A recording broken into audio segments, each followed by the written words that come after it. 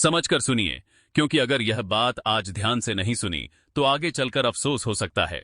नया वर्ष शुरू हो चुका है, तारीखें बदल चुकी हैं और इसी के साथ सरकार ने उन लोगों के लिए एक नया रास्ता खोल दिया है जिनका नाम बीते कई सालों से सिर्फ उम्मीदों में ही बना हुआ था। संसद भवन से प्रधानमंत्री द्वारा प्रधानमंत्री आवास योजना को लेकर जो बातें कही गई हैं, वे केवल एक बयान नहीं हैं, बल्कि यह साफ इशारा है कि 2026 के इसी साल सहायता राशि मिलना लगभग तय माना जा रहा है।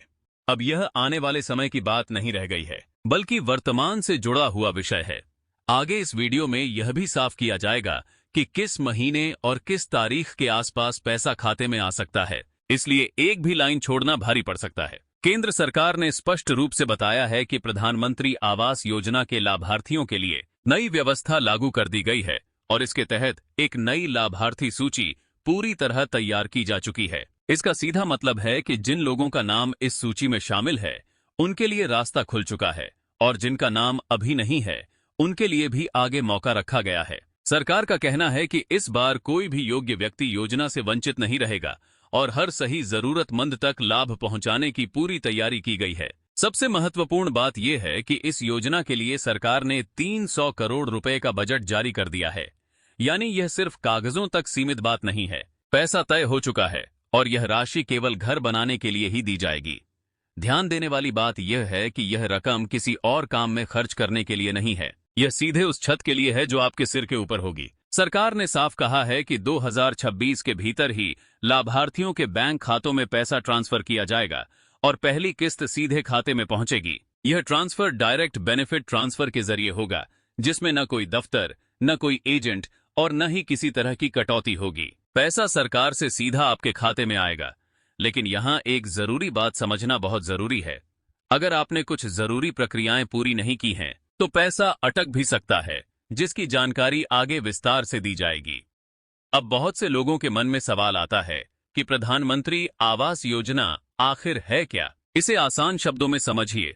यह योजना उन गरीब और बेघर परिवारों के लिए बनाई गई है जो आज भी कच्चे मकानों में रहते हैं, झुग्गी झोपड़ी में जीवन गुजारते हैं या जिनके पास खुद का पक्का घर नहीं है। सरकार ऐसे परिवारों को घर बनाने के लिए आर्थिक सहायता देती है ताकि कोई भी परिवार खुले आसमान के नीचे जीवन न बिताए। इस योजना की शुरुआत 25 जून 2015 को हुई थी और तभी से सरकार का लक्ष्य साफ रहा है कि देश का हर नागरिक सम्मान के साथ अपने पक्के घर में रह सके। नए साल में इसी लक्ष्य को और तेज रफ्तार देने की तैयारी साफ नजर आ रही है। लेकिन यहां एक बेहद जरूरी बात समझ लीजिए, इस योजना का लाभ अपने आप नहीं मिलता, इसके लिए आवेदन करना जरूरी होता है। जिन लोगों ने पहले कभी आवेदन नहीं किया है उनके लिए यह एक नया मौका है और जिन लोगों ने पहले से आवेदन कर रखा है उनके लिए जरूरी है कि वे नई लाभार्थी सूची जरूर जांचें। सरकार ने यह सूची शहरों, कस्बों और ग्रामीण इलाकों के लिए अलग अलग तरीके से तैयार की है ताकि किसी के साथ अन्याय न हो। अब बात पात्रता की आती है, क्योंकि यहीं पर सबसे ज्यादा लोग गलती कर बैठते हैं। आवेदन करने वाले की उम्र कम से कम 18 साल होनी चाहिए। वह किसी भी प्रकार की सरकारी नौकरी में नहीं होना चाहिए और अगर परिवार में कोई सरकारी कर्मचारी है तो इसमें भी परेशानी हो सकती है।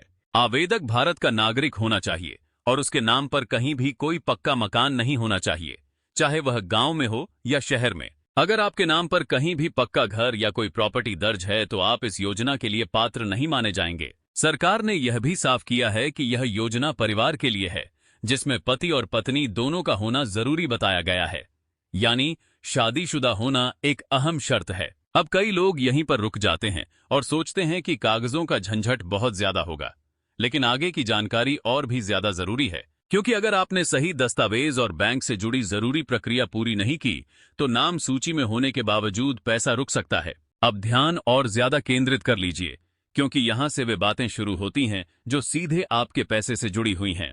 बहुत से लोग यही सोचकर पीछे रह जाते हैं कि योजना तो अच्छी है लेकिन कागज पूरे नहीं होंगे या बैंक में कोई दिक्कत आ जाएगी या फिर बाद में देखेंगे। यहीं पर सबसे बड़ा नुकसान होता है।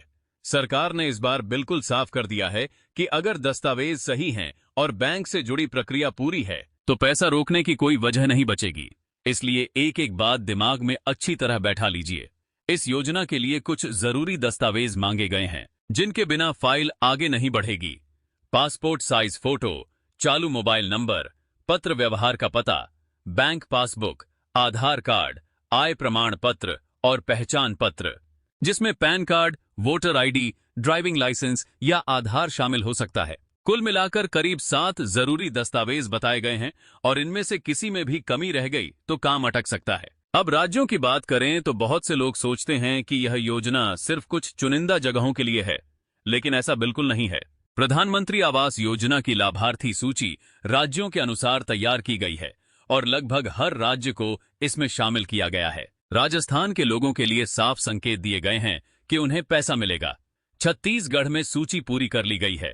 हरियाणा, गुजरात, ओडिशा, महाराष्ट्र, उत्तर प्रदेश, केरल, कर्नाटक, तमिलनाडु, जम्मू कश्मीर, झारखंड, मध्य प्रदेश, उत्तराखंड और बिहार जैसे राज्यों में भी प्रक्रिया पूरी हो चुकी है। सरकार का कहना है कि सभी राज्यों और सभी जिलों में पैसा ट्रांसफर किया जाएगा और किसी एक इलाके को प्राथमिकता देकर बाकी को नजरअंदाज नहीं किया जाएगा। हालांकि कुछ राज्य ऐसे हैं जहां सबसे ज्यादा घरों का वितरण किया जाना है। इनमें छत्तीसगढ़, झारखंड, ओडिशा, राजस्थान, मध्य प्रदेश, बिहार, महाराष्ट्र, उत्तर प्रदेश और पश्चिम बंगाल शामिल हैं। इन राज्यों में रहने वालों को खास तौर पर सतर्क रहने की जरूरत है। अब सबसे संवेदनशील और जरूरी हिस्सा आता है, बैंक खाते से जुड़ी जानकारी। यहीं पर सबसे ज्यादा पैसा अटकता है और लोग बाद में कहते हैं कि नाम तो सूची में था लेकिन पैसा नहीं आया। इसलिए साफ तौर पर समझ लीजिए कि लाभ पाने के लिए आपका बैंक खाता सक्रिय होना चाहिए। खाते में ई-केवाईसी पूरी होनी चाहिए। एनपीसीआई मैपिंग अनिवार्य है ताकि डीबीटी सही तरीके से काम कर सके। डायरेक्ट बेनिफिट ट्रांसफर आपके खाते में चालू होना चाहिए और आधार कार्ड का बैंक खाते से लिंक होना बेहद जरूरी है। अगर इनमें से एक भी काम अधूरा है तो पैसा अटक सकता है, चाहे आप कितने ही सही लाभार्थी क्यों न हो। सरकार की ओर से साफ सलाह दी गई है कि समय रहते बैंक जाकर यह सारी प्रक्रिया पूरी कर लें ताकि किस्त जारी होने पर कोई परेशानी न आए। अब एक ऐसी बात जिसे बहुत लोग नजरअंदाज कर देते हैं, यह योजना सिर्फ जानकारी तक सीमित नहीं है, इसमें आपकी सक्रिय भूमिका बेहद जरूरी है। इसलिए लोगों से कहा जा रहा है कि वे अपने राज्य और जिले की स्थिति जरूर जांचें। यह देखें कि उन्हें लाभ मिला है या नहीं और अगर कोई समस्या है तो समय रहते उसे ठीक कराएं। यह जानकारी सिर्फ सुनने के लिए नहीं है, यह आपके घर से जुड़ी हुई है, आपके बच्चों के भविष्य से जुड़ी हुई है। इसलिए वीडियो को आखिर तक देखने की अपील की जा रही है ताकि कोई भी जरूरी बात छूट न जाए। अगर आपने यहां तक ध्यान से सुना है तो आप उन लोगों में शामिल हो चुके हैं जो सिर्फ खबर नहीं सुनते बल्कि सही समय पर सही कदम भी उठाते हैं। अंत में यही कहा जा रहा है कि जानकारी को आगे तक पहुंचाएं, सतर्क रहें और अपने अधिकार को पहचानें, क्योंकि यह मौका बार बार नहीं मिलता। अब यहाँ एक ऐसी बात आती है जिसे बहुत लोग हल्के में ले लेते हैं और बाद में सबसे ज्यादा पछताते हैं। सरकार ने साफ संकेत दे दिए हैं कि इस बार पैसा उन्हीं लोगों तक पहुंचेगा जिन्होंने समय रहते खुद को पूरी तरह तैयार रखा है। नाम सूची में होना जरूरी है, लेकिन केवल नाम होना ही काफी नहीं है। अगर आपने आवेदन किया था और अब तक निश्चिंत बैठे हैं कि जब आएगा तब देखेंगे, तो यही सोच आपको पीछे छोड़ सकती है। इसलिए अभी से सतर्क रहना बेहद जरूरी है।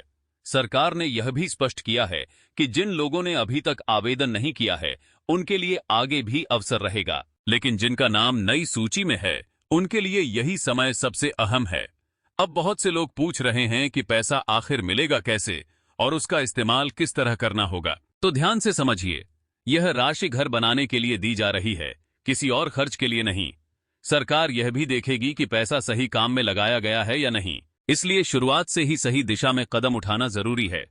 अब सवाल आता है कि यह योजना इतनी महत्वपूर्ण क्यों मानी जा रही है, क्योंकि यह सिर्फ 4 दीवारों की बात नहीं है, यह उस सम्मान की बात है जो एक पक्का घर देता है। जब किसी के पास अपनी छत होती है तो उसकी जिंदगी का नजरिया बदल जाता है। इसी सोच के साथ सरकार ने इस योजना को आगे बढ़ाया है और नए साल 2026 में इसे और तेज करने का इरादा दिखाया है। अब एक और जरूरी बात समझ लीजिए, बहुत लोग सोचते हैं कि यह योजना सिर्फ गांव वालों के लिए है या सिर्फ शहर वालों के लिए है, लेकिन ऐसा बिल्कुल नहीं है। शहर, कस्बा और गांव तो 3 के लिए अलग अलग तैयारी की गई है ताकि हर जरूरतमंद तक मदद पहुंच सके। इसलिए अगर कोई आपको कहे कि यह योजना आपके इलाके के लिए नहीं है तो उसकी बातों में बिल्कुल ना आए। अब सवाल उठता है कि अगर नाम सूची में नहीं है तो क्या सब खत्म हो गया? जवाब है नहीं। अगर आप पात्र हैं आपकी उम्र 18 साल से ज्यादा है, आप सरकारी नौकरी में नहीं हैं, आपके नाम पर कोई पक्का मकान या प्रॉपर्टी नहीं है और आप भारत के नागरिक हैं, तो आगे भी मौका मिल सकता है। लेकिन इसके लिए जरूरी है कि आप सही जानकारी रखें और समय पर कदम उठाएं। अब यहां एक बात बहुत साफ शब्दों में समझनी जरूरी है। इस योजना में किसी भी तरह का पैसा देने की जरूरत नहीं है। अगर कोई आपसे नाम जुड़वाने, सूची में डालने या पैसा दिलाने के नाम पर रकम मांगता है, तो समझ जाइए कि वह आपको नुकसान पहुंचा सकता है। सरकार की तरफ से पैसा सीधे बैंक खाते में आएगा और पूरी प्रक्रिया तय नियमों के अनुसार होगी। अब अंत की ओर बढ़ते हुए एक आखिरी बात दिल से समझ लीजिए। यह वीडियो सिर्फ देखने के लिए नहीं है, यह आपके फैसले से जुड़ा हुआ है। अगर आपने सही समय पर सही जानकारी का इस्तेमाल किया, तो आने वाले महीनों में आपकी जिंदगी की तस्वीर बदल सकती है। इसलिए अभी अपने दस्तावेज जांचिए, बैंक से जुड़ी प्रक्रिया पूरी कीजिए, अपने राज्य और जिले की स्थिति देखिए और यह समझिए कि आप कहां खड़े हैं। जो लोग यह सोचते हैं कि बाद में देखेंगे, वही लोग सबसे पहले पीछे रह जाते हैं। यह मौका अभी भी आपके सामने है। जिन लोगों ने सही समय पर आवेदन किया, सही जानकारी दी और जरूरी प्रक्रिया पूरी की, उन तक पैसा पहुंचेगा। इसलिए अगर आपने अब तक यह सोच रखा है कि नाम अपने आप आ जाएगा या पैसा खुद ब खुद आ जाएगा, तो अब यही सोच बदलना जरूरी है।